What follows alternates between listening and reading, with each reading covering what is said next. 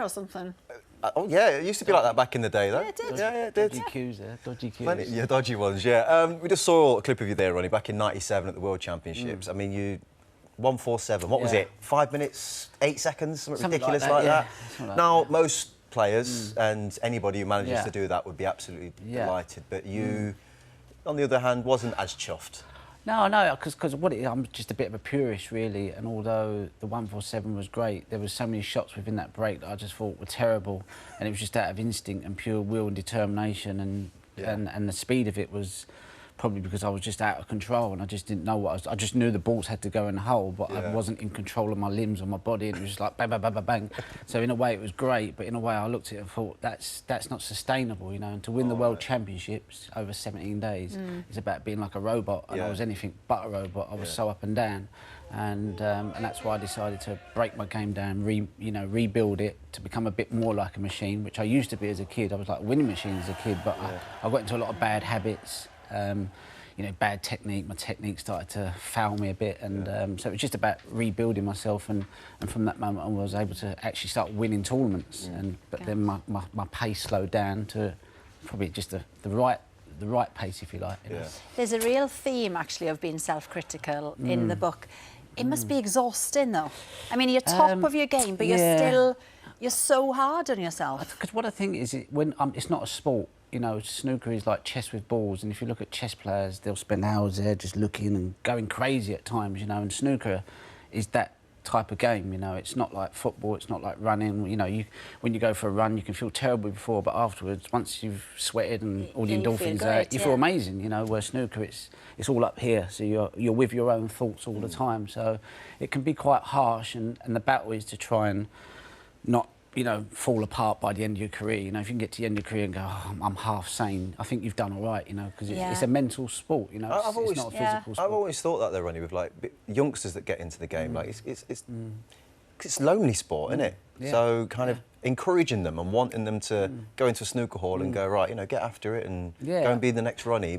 It's tough. I wouldn't reckon, you know, if I had a child, I'd much rather him go down the athletics, the football, the tennis, the golf route. But if he chose to play snooker and that's the one he loves, how can you deny them that opportunity? And that's what I was when I was a kid. I played all sports and loved them all and played them to a pretty decent level, but snooker was the one that I just wanted to keep doing. So my parents encouraged it, you know. So I always say snooker chose me.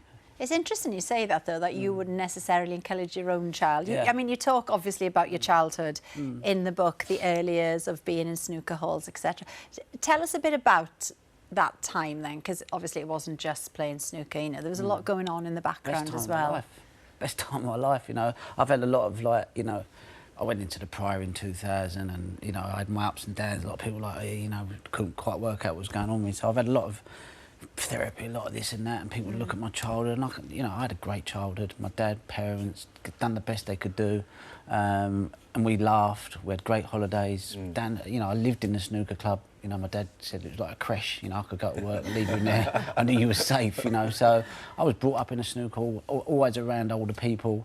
You know, so it was like the best time of my life, really, you know. When the amateur days finished and I had to get into the real world, I think I kind of struggled then because I had to be an adult, you know, and didn't really want to be, you know. One thing that interested us both, we're hearing that you wanted to set up a school.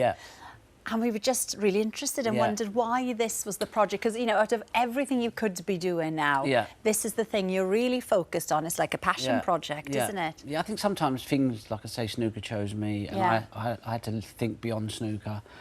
The first thing was 3 or 4 years ago, rehab, been to rehab, know about all that sort of stuff. OK, looked at that. Then we looked at some sort of care home sort of thing. I thought, not for me. Then we visited a school with kids that got ADHD and autism. Spent 3 or 4 days there. You know, started doing some artwork with them, just seeing if they would engage. At first, it was like, we don't want to do that, we hate that. And then after about 5 minutes, one went, I'm really liking that. And then the other one come over, and then we kind of done some artwork together. And I just thought, I want to bring that into part of the curriculum, because a lot of it is outside activities for these kids. You know, they struggle to be in a classroom. They want to learn, and they will if they're ready. But if they're not, it's like, let's get them outside, bit of nature, bit of and they love all that. And I just thought, how can we bring that into the classroom So I thought I'd try a bit of artwork, and you could see that they engaged. And light up, yeah. Yeah, so we're off to look at a site after this, so we're going to do a little drive-by and just see if the neighbours are far enough away, because obviously we've got to get planning permission for it, but it will happen, yeah. You have to keep us in the loop with that. And yeah, it's incredible. That's definitely. Got a quick question here for you on the iPad. So Emma said, if you could go back and tell your younger self one thing, what would it be? It's a tough one, that sometimes. Just stay away from... I don't know, I think my biggest mistake was getting into drinking and smoking and partying and thinking that's what you needed to do. I think if I could turn the clock back, you know, I always get, do you regret anything? And I'm like, yeah, I do. I regretted ever going down that road because I lost 7 or 8 years, and I feel like you're kind of, it's hard to get back to that person you was before, you know. Done a lot of damage, so I think just stay on the straight and narrow, stay away from drinks, stay away from all that sort of stuff. Be passionate about your job, enjoy your life, and just be happy, you know. Well, you're definitely that, mate. I'm sure there's more world titles to come as well. Thank you very much for joining us. Thank you.